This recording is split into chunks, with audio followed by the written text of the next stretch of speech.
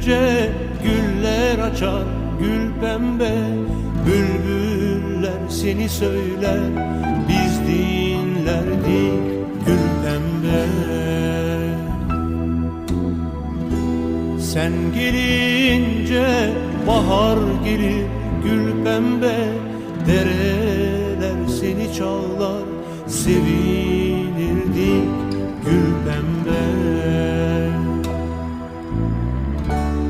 Güz yağmurlarıyla bir gün göçtün gittin, inanamadık gül pembe.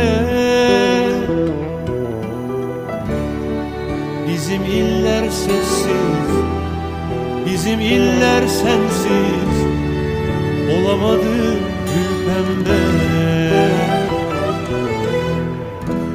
Dudağım